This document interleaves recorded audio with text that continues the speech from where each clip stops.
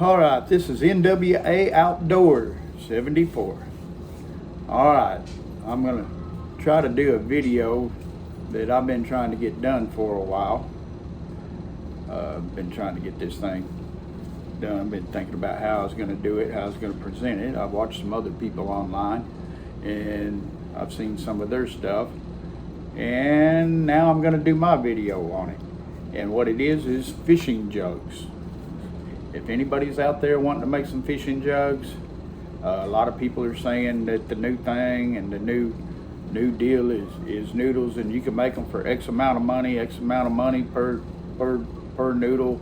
You go buy you a noodle, and you get, if you cut them a foot long, you get 3 or 4 noodles. Well, you got money in the noodle, you got money in the PVC, you got money in eyelets, glue. All that's unnecessary. All right. When I was a young lad,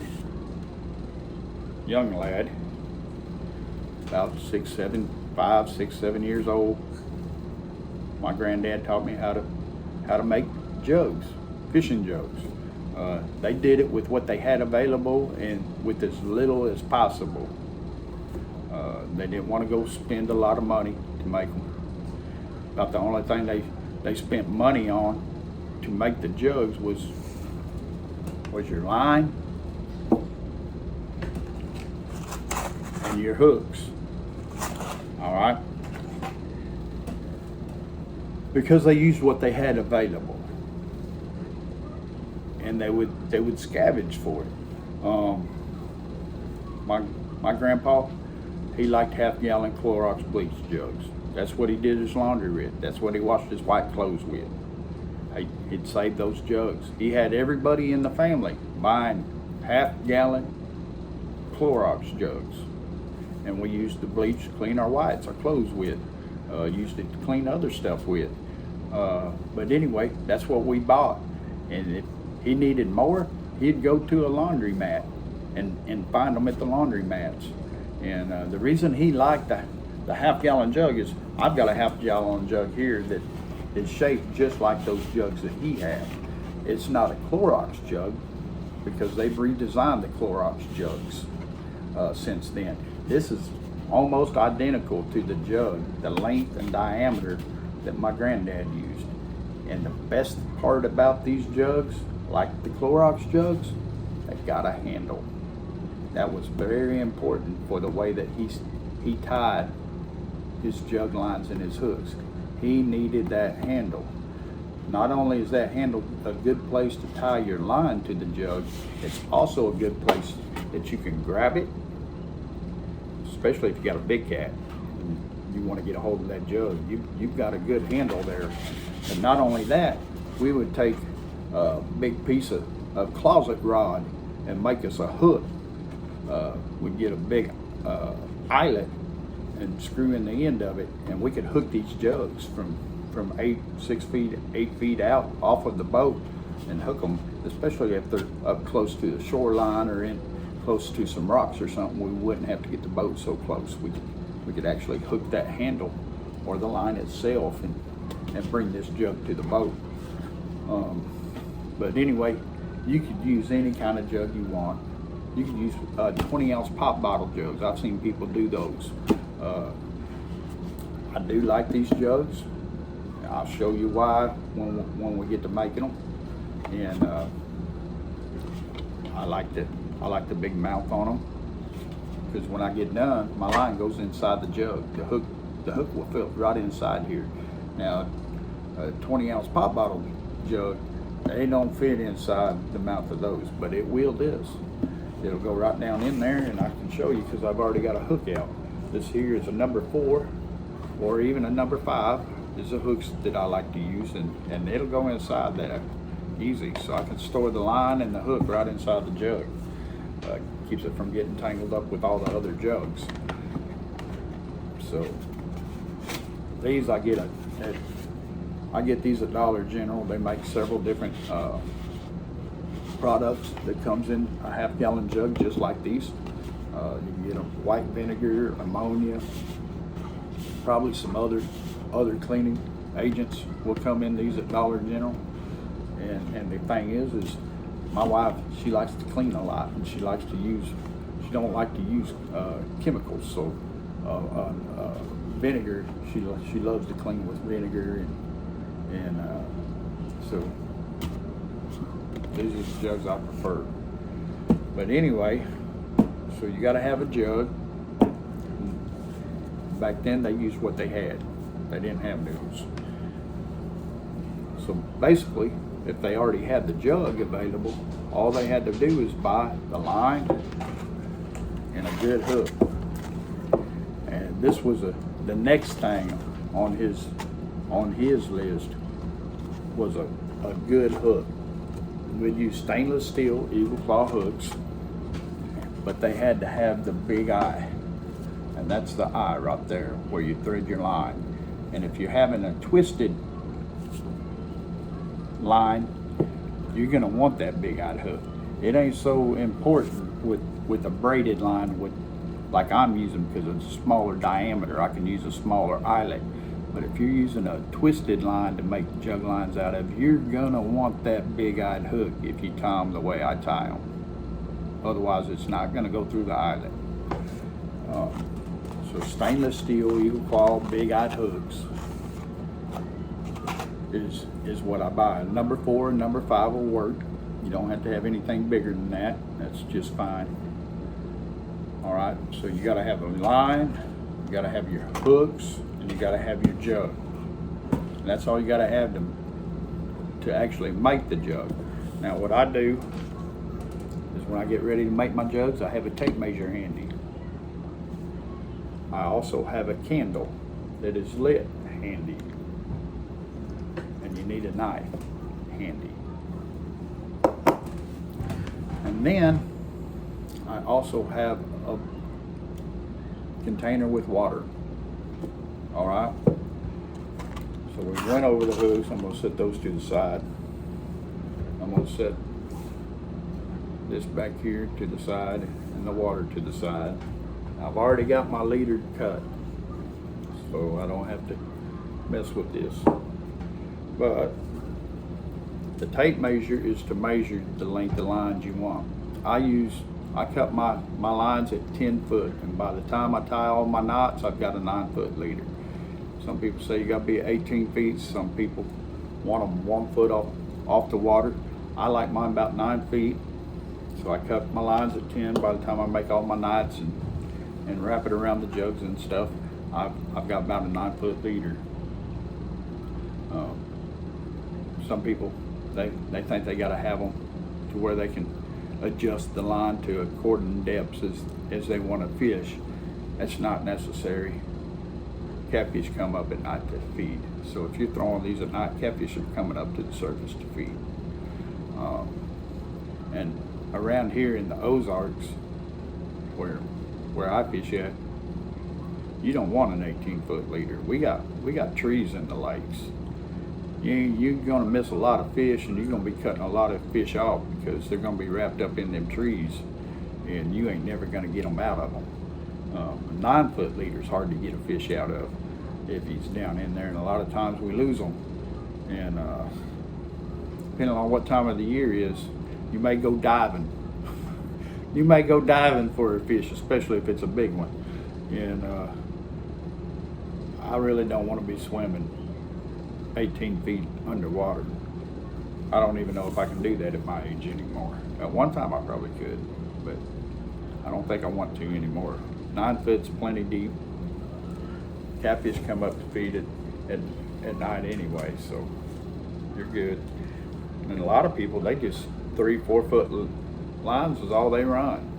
But at 9 feet, I can run my lines all year round. I can run them in the summertime when the water's warm, and I can run them in the wintertime when the water's cold at the surface and you want your line a little bit deeper in some warmer water. All right. The candle's very important. They say you don't have to burn the end of a braided line, but if you can see that line's a little frayed. It's not bad, not like a twisted line, but it is frayed, and the more you fish with it, the more frayed it's gonna be. And the way you prevent that is real simple. You get you a candle or a lighter, you light that dude up, and you burn the end of that. And then that glass of water, immediately I stick that in that water. I've been burnt too many times melting these lines. And when you touch it on you, all you gotta do is barely rub it up against you, and it's like hot glue. It sticks to you and it burns. So that's what the candle and the water's for, and that's why they're so close together. Because I've learned over the years that don't feel good. Okay, so this is how I tie my lines. All right, it's a simple slip knot. It's the same for both ends. It's the same knot that I tie to that handle is the same knot I'm going to use to tie to that hook.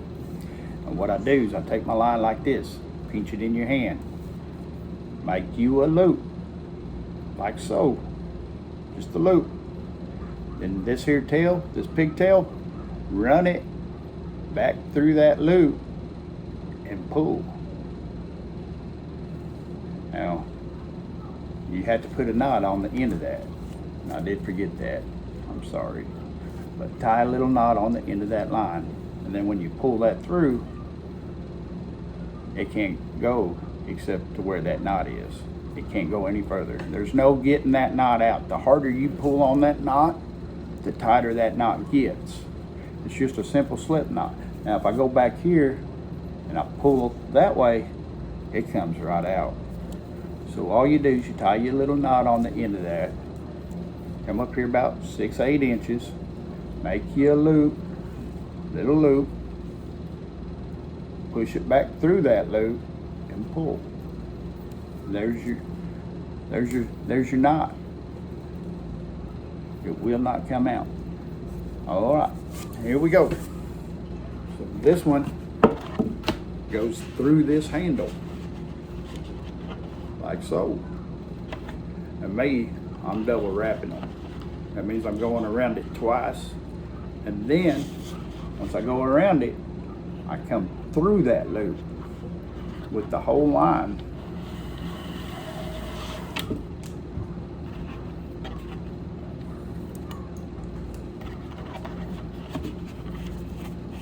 And there you go.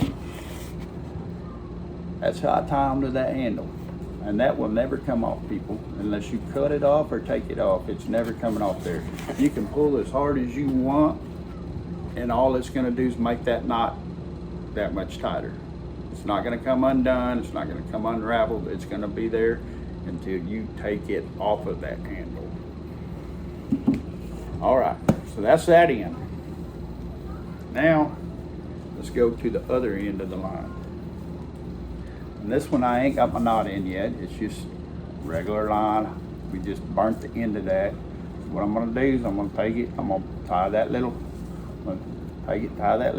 make a little loop right here on the end, push that through there, like so, and pull it.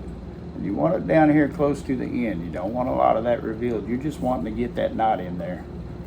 About like so. All right, and this is how we're going to tie our hook. We're going to come up here 6-8 inches, and we're going to do the same knot. We're going to loop that around, loop it around, take the tail, push it through, and pull it. There's our knot. And like I said, you can pull on that thing, it ain't coming off there. It can't come off there. It can't slip past that knot you put in the end of it. All right, now this big eye hook. This is why you want a big eye hook, especially if you're going to use twisted line, because twisted line's a lot bigger than this. You're going to take the end of this loop here. See this loop? You're going to straighten it out, come down here, pinch the end of this loop. Take this hook, just like this, back side of it, and push that line through that big eye hook. Then you pull it through, open up your loop, push your hook through that loop, and pull it. That's it. It's in there. It's not coming out. Now me, I push it up here to the top of the hook and pull on it a couple times, and it'll fasten itself right there to the end of that line, like so. And that's it, it's done. That's your fishing jug. Now that I got it all done, I can take this lid off. I'll take this hook, I'll feed it right down through the center of that jug. Now it can't get tangled up with any other jugs that you've got. That line is secure inside its own jug. It ain't out there getting all tangled up, wrapped up, or anything else. Just like so, and then put the lid back on it, and you're done. Only other thing you gotta do is paint this thing. Paint it red, paint it purple, blue, black, whatever color you want. I prefer red. Red's really bright, stands out pretty good. And that's it. That's Fishing Jug episode. Over and out. We'll talk to y'all later. Y'all have a good weekend. Make you up some jugs. Go fishing. Catch some big catfish. Live bait's real good. We used to use shad side if you can find it, but we can't find it around here in the Ozarks anymore. Nobody's got it that I'm aware of. There's might be one or two bait shops that I haven't looked at that I might call to see if they have some available. Live perch, we use live perch all the time. Live bait's always the best. And like I said, this is it. Now some people, I will tell you this, some people use weights on the end of their lines. I don't use weights. I want my bait to look natural as natural can be. I want it floating around just as natural looking as it can be in the water. I don't want that line anchored down and then you got maybe a 6 inch, 8 inch to where that little perch is just dancing around down here. I want him to be able to move. The more natural he looks in water, the more enticing it is to a catfish. Some people say they got to have it because they're floating their jugs in a short cove or something, and to leave them out all night, they'd be up on the shore in the morning. Well, that happens. That's part of jug fishing. Jug fishing was designed to be a moving trot line. You set them upwind in the evening and let them float all night, and then you go pick them up downwind in the morning. And what I say it's a moving trot line is when you set these out, you're idling your boat usually at the lowest speed possible.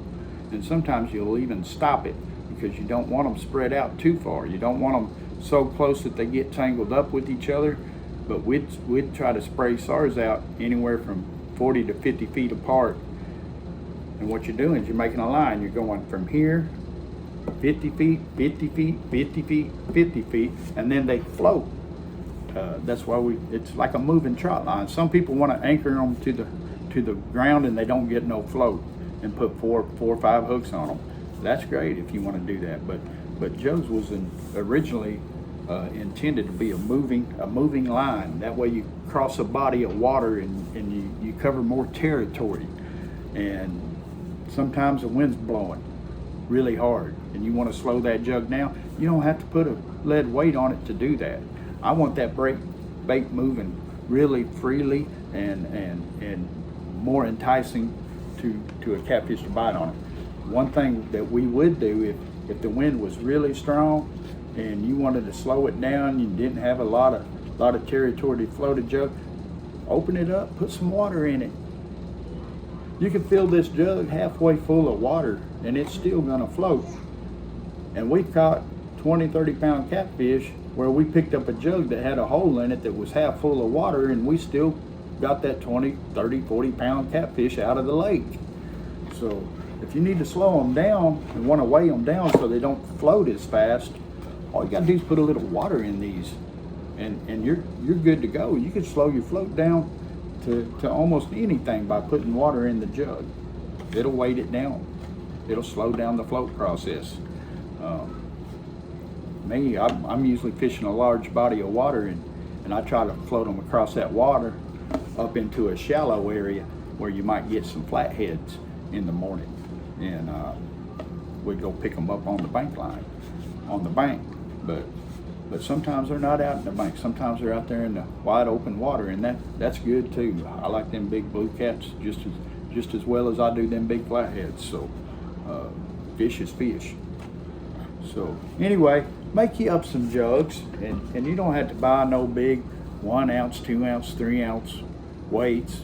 If you're floating a short lake or something, you can put some water in your jug. That'll slow that jug down at night and save you the expense of buying a lot of lead that costs $1 a piece for them, $2 a piece for them. You know, that's an unnecessary expense, and I like my bait to look more natural and in the water than having a big weight at the end of that line. So anyway, really all you need is a line, the hooks, and the jugs. That's it. No weights, no PVC, no glue. Make you some jugs up, go fishing, people. Have fun. This is Northwest Arkansas Outdoorsman 74, and we'll see you later. Have a good time, get you some jugs, go fishing and catch some catfish, and if you want, leave comments in the bottom and tell me how you do. All right, thank you. We're out. Bye.